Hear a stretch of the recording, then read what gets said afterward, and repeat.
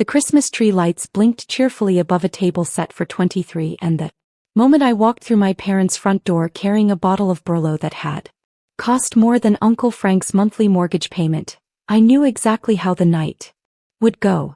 I knew because it always went the same way. The whispered comments before I arrived. The pointed silence when I sat down. The jokes that stopped being jokes years ago but everyone still laughed at because laughter was easier than accountability. My name is Claire Merritt. I am 34 years old.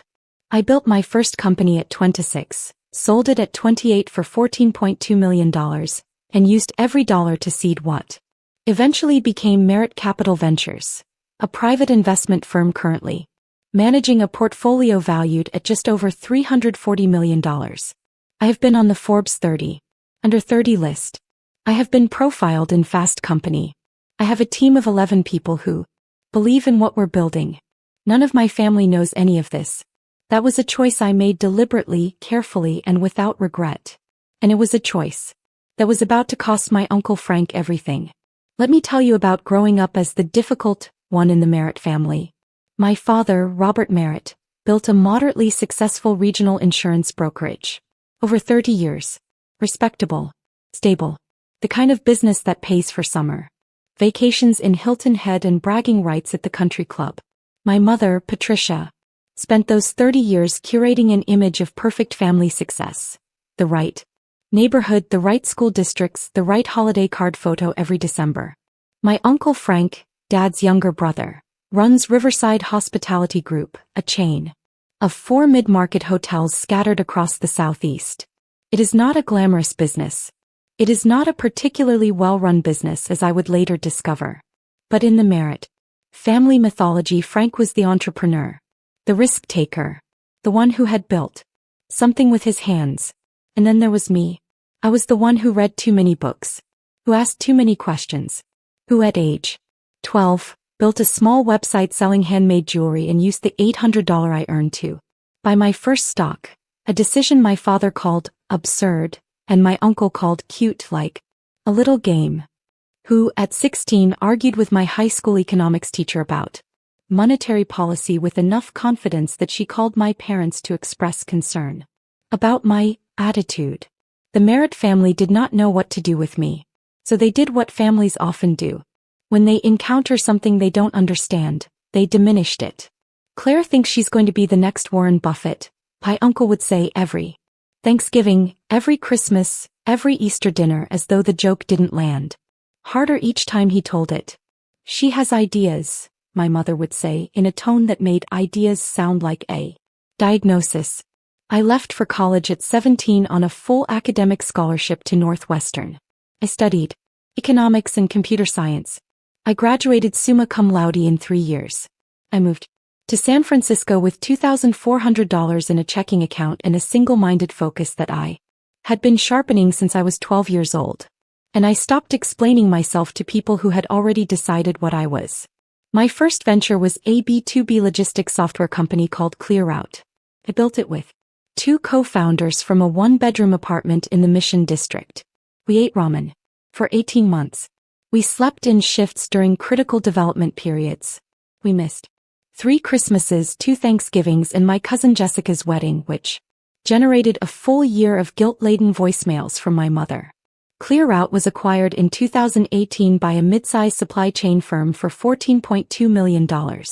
My share after taxes and co-founder splits was $6.8 million. I put it all into Merritt Capital Ventures and never looked back. I could have told my family. Multiple times I considered it.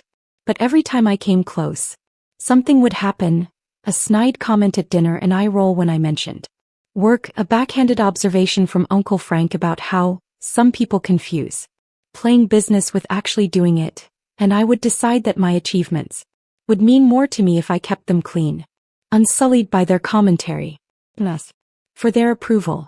I wasn't hiding. I was protecting something that mattered. Between 2018 and 2024, Merritt Capital Ventures made 47 investments. 31 generated positive returns.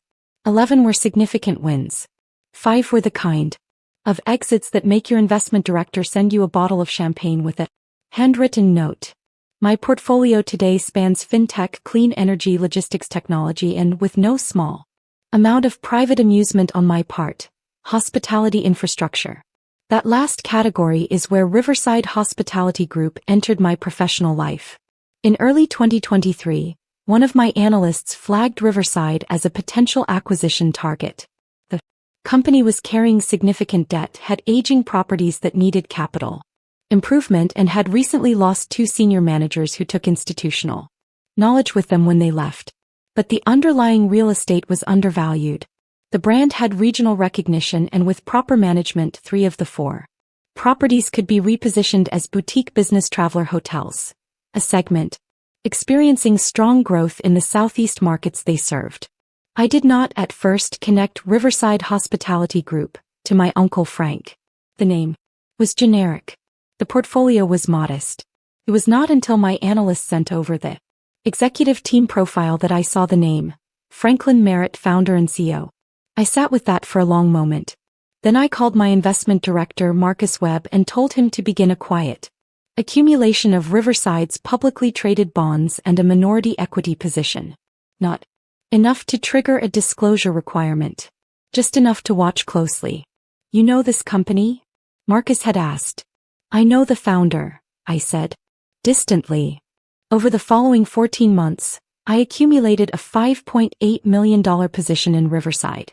A mix of discounted debt instruments and equity stakes purchased through 3 separate holding entities so that no single transaction would draw attention.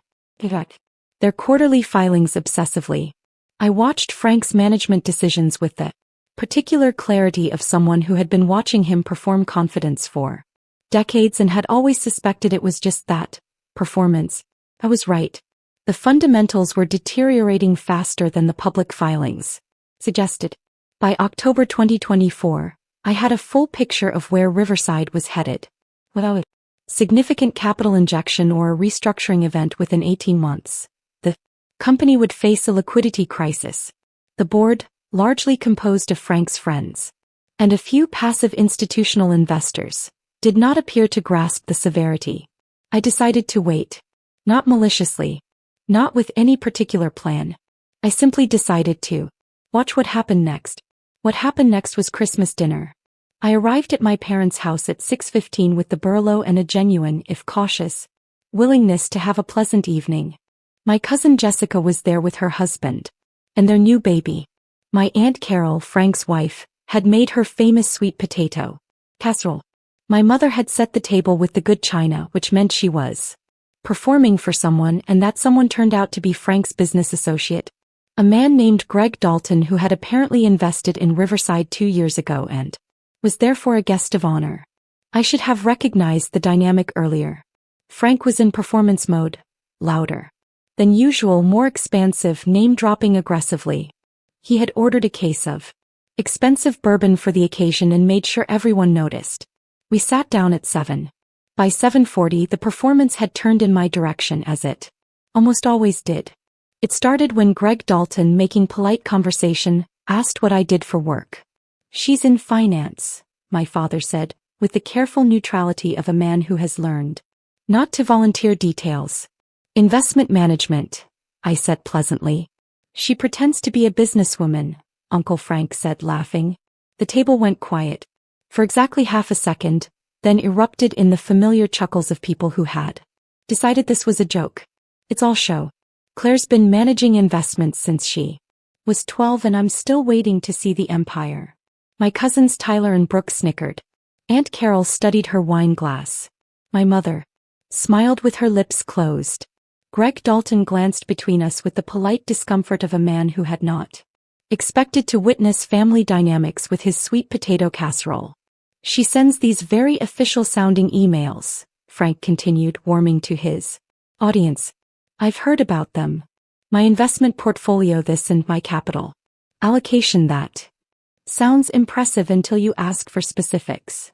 He looked at me with the fond contempt of someone who has spent 30 years convinced they have the measure of you.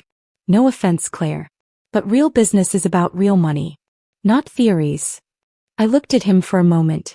None taken, I said. I excused myself to use the restroom. In the hallway I took out my phone. I pulled up the secure messaging app one used to communicate with Marcus and typed 7 words. Liquidate all holdings in Riverside Hospitality Group. I added, full position. All entities. Tonight. I put my phone in my pocket, washed my hands and returned to the table in time for my mother's glazed ham. Marcus called me at 11:15 that night as I was driving home. Liquidation is going to move the price, he said. We're selling $5.8 million across 3 positions in a company with thin trading volume. People will notice. I know, I said. This is the uncle you mentioned? The hotel guy. Yes. There was a pause. Marcus has worked with me for 6 years. He knows when I've made a decision and when I'm looking for pushback. He can tell the difference. I'll start the sell orders at market open, he said. Should be complete by mid-morning. Thank you, Marcus. Merry Christmas, Claire. Merry Christmas. I spent the drive home thinking about the specifics of what would happen. I had not acted impulsively. I had been tracking Riverside for over a year, and the financial deterioration I'd observed made the exit the right call regardless of tonight's dinner. The timing was perhaps emotionally motivated, but the decision itself was sound. When a $5.8 million position in a thinly traded company begins to liquidate rapidly, several things happen simultaneously. Trading algorithms flag the unusual volume. Institutional investors who track the same security notice the movement. Analysts start asking questions. The company's investor relations team begins receiving calls. And somewhere very late on a Tuesday night or very early on a Wednesday morning, a CEO's phone begins ringing. I slept well that night, which surprised me. I had expected to feel something more complicated, but mostly I felt clear. The particular clarity that comes from acting in alignment with who you actually are after years of performing someone smaller for an audience that didn't deserve the performance. At 2:47 a.m., I received an automated alert from my trading platform. The sell orders had been pre-staged. The moment markets opened, Riverside Hospitality Group was going to have a very interesting morning. I turned off my lamp and went to sleep. Marcus sent me the trade confirmations at 11:23 a.m. on December 26th. Full liquidation. Complete. The stock had dropped 9.4% on unusual volume. The bonds had moved significantly. 3 financial news wire services had already run brief items noting the unusual trading activity in Riverside Hospitality Group. I was at my office, a converted loft space in the Buckhead neighborhood of Atlanta that my team had spent 8 months designing exactly right, reviewing year-end portfolio summaries when my father called. Claire. His voice had the specific tension of a man delivering information he doesn't fully understand. Your Uncle Frank he's been trying to reach you. Something happened with his company this morning. I saw, I said. Silence. You saw. Tell him I'm in the office until 6. He's welcome to stop by if he wants to talk. Frank arrived at 4:43. I know the exact time because my assistant Priya sent me a text. Asterisk, your uncle is in the lobby. He seems agitated. Should I send him up? Asterisk. I replied, asterisk yes. Conference room B. Give him water. Asterisk. I took the elevator down personally to meet him in the lobby because I had thought carefully about how this conversation should begin, and I wanted to control the frame. From the moment he walked through the door, Frank Merritt in my lobby was a different creature than Frank Merritt at my parents' Christmas table. The bourbon and bonhomie was gone. He was wearing a rumpled button-down that he'd clearly had on since yesterday. His eyes carried the specific hollowness of a man who had not slept, and he was holding his phone with the white-knuckle grip of someone waiting for news they're afraid to receive. He saw me, and for a moment, just a moment, something crossed his face that I had never seen there before in 34 years of family dinners and holiday performances. Recognition. Real recognition, not the performed kind. Claire, he said. Frank. I gestured toward the elevator. Come on up. Conference room B has floor-to-ceiling windows overlooking the city. I had chosen it deliberately. My office has that view too, but the conference room communicates something different. It says we are conducting business here in a way that a personal office doesn't always land. I sat across from him and waited. My board called an emergency meeting at 3 this morning, he said. Something triggered a major sell-off in our stock. We lost almost 10 points. Our institutional investors are asking questions we don't have answers to. Greg Dalton called me 6 times. Before noon. He paused. One of my analysts traced the sell orders back through 3 holding companies. It took him most of the night. I nodded. Merritt Capital Ventures, he said very quietly. That's you. That's me. He stared at me. I could watch him doing arithmetic in his head, recalibrating, restructuring, assembling a version of reality that included this information and trying to make it cohere with 30 years of assumptions. How much? He finally asked. $5.8 million, I said. Accumulated over 14 months across 3 holding entities. A mix of discounted debt and equity. $5.8 million. He repeated it like a foreign phrase. In my company. In your company. For how long have you? He stopped. Started again. How big is your portfolio? Claire. I considered the question. Then I pulled out my phone, opened the portfolio dashboard, and slid it across the table to him. He looked at the number for a long time. His hand, I noticed, was very still. $340 million, he said. Current valuation, yes. You built this. I built this. Another long silence. Outside the window, the Atlanta skyline was beginning to catch the late afternoon light. My assistant had placed a carafe of water on the table and neither of us had touched it. Last night, he said slowly, at dinner. Yes, I said. Last night at dinner. I did not elaborate. I did not need to. The timeline was self-evident and I trusted him to follow it. You liquidated because of what I said. It wasn't quite a question. I liquidated because the fundamentals of your business have been deteriorating for 18 months and my analyst team had been recommending an exit for the past quarter, I said. The timing was influenced by other factors. But the decision was sound. On its merits. He absorbed that. I could see him trying to find an angle, some way to reframe this, to recover the authority he'd walked in assuming he had. It's a reflex I recognized from decades of observation. What do you need? He finally said. Not asked. Said. There was something unfamiliar in the flatness of it. The particular defeat of a man who has run out of performance. I looked at him for a moment. I don't need anything from you, Frank, I said. I never did. The company, we have employees. 400 people. I know. I read every quarterly filing. I know your payroll structure and your occupancy rates and your debt service schedule. Your underlying real estate is worth more than your current liabilities. If you restructure correctly, you can protect most of those jobs. I paused. I can give you the name of a turnaround specialist. He's excellent. It's not a guarantee, but it's a path. He looked at me like he was seeing me for the first time, which in every meaningful sense he was. Why would you help me? He said.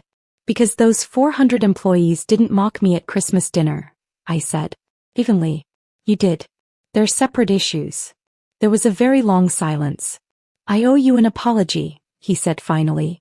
The words came out roughly like something that had been stored somewhere uncomfortable for a long time. Yes, I said. You do. I did not tell him it was fine. I did not rush to reassure him. I let the apology land and stay where it had landed. I've been saying those things for years, he continued. Since you were a kid. Thought. He stopped. I thought I was being funny. You were being dismissive, I said. There's a difference. He nodded. He looked in that moment genuinely diminished, not in the way I had imagined this conversation might feel, but in the way that real reckonings feel when they finally arrive. Not triumphant. Just true. I slid a business card across the table. Elena Vasquez at Cornerstone Advisory. Tell her. I referred you. She'll know the situation. Frank looked at the card. Looked up at me. Something in his expression had changed in a way that I don't think he could have articulated. Thank you, Claire, he said. Go get some sleep, I said. You look terrible. The Riverside story did not end neatly as real financial stories rarely do. Elena Vasquez took the engagement. She spent 3 weeks conducting a full operational audit and emerged with a restructuring plan that involved selling one of the 4 properties, the most distressed location, to service the immediate debt load, converting one property to the boutique business traveler model I had originally identified, and retaining the 2 strongest performing locations as the foundation of a leaner, better capitalized company. 371 of the 400 employees kept their jobs. Frank kept his title but ceded operational control to a new COO with actual hospitality expertise. Greg Dalton's investment was diluted significantly, which was an outcome he did not appreciate but had no real leverage to contest. Riverside's stock stabilized over the following 6 weeks at roughly 60% of its pre-December value, painful but survivable. The alternative, absent intervention, had been considerably worse. Word spread in the way these things spread. Not through any announcement I made none, but through the particular geometry of professional networks where people compare notes and ask questions and eventually trace things back to their source. By February, Marcus was fielding calls from 3 analysts who wanted to know more about Merritt Capital Ventures. By March, we had 2 new institutional investor inquiries that could be traced indirectly to the visibility the Riverside situation had generated. My family's response was more complicated. My father called me a week after Frank's visit to my office. The conversation was short and, for the first time in a long time, honest. "I didn't know," he said. "I know you didn't," I said. "I should have asked more questions." "Yes," I said. "You should have." There was a pause in which both of us held what that meant. "Would you come to dinner sometime?" he asked. "Just us. I'd like to hear about what you've built." "Yes," I said. "I'd like that too." Aunt Carol sent a handwritten note that arrived on a Tuesday afternoon in January on cream stationery with her monogram at the top. It was 3 paragraphs long. The first paragraph apologized. The second paragraph tried to explain. The third paragraph just said she was proud of me and she was sorry it had taken her this long to say so. I read it twice. I put it in the top drawer of my desk, not because I needed it but because it was evidence of something I had waited a long time to see. People sometimes ask me, colleagues, mentors, the occasional journalist, why I kept my success private for so long. Why I chose to let my family's narrative about me stand unchallenged for years when I could have corrected it at any point. The honest answer is that I wasn't trying to set up a dramatic reveal. I wasn't waiting for the perfect moment to prove anyone wrong. I was doing what I have always done. Building something real without asking anyone's permission, without pausing to perform for an audience that had decided not to watch carefully. What Uncle Frank experienced on December 26th was not a trap. It was a consequence. He had spent 30 years investing in a particular idea about who I was, and that investment performed exactly as the underlying fundamentals warranted. I think about something Elena Vasquez said to me when she called to give me the final update on the Riverside restructuring. We had been talking for 20 minutes about the operational details, occupancy projections, the boutique conversion timeline, the new CEO's first quarter plan, when she paused and said, "Can I ask you something off the record?" "Sure," I said. "Why did you give him my name? You could have just walked away." I thought about Frank's face in my conference room, the specific exhaustion in it. The moment when the performance finally stopped and something real was left behind. "Because he's not the only one who works at that company," I said. "And because I'm not interested in destruction. I'm interested in what's accurate." There was a brief silence. "That's a good answer," Elena said. "It's just a true one," I said. Merritt Capital Ventures closed its best year on record in December 2024. We made 9 new investments. We had 3 exits. 2 of those exits were significant enough that I hired 4 new analysts in January and moved into a larger office space on the floor above our current one. I went to dinner with my father in February. We sat at a quiet Italian place in Buckhead and talked for 3 hours. He asked real questions and I gave real answers, and somewhere in the middle of the second bottle of wine, he shook his head slowly and said, "I wasted a lot of years not knowing you." "We both did," I said. "This past Easter I went to my parents' house for the first time in 4 years. Frank was there. He looked better, rested, more grounded, with the settled quality of a man who has stopped performing and started actually working. He shook my hand when I arrived, which was not a thing he had ever done before, and he said, "How's the portfolio?"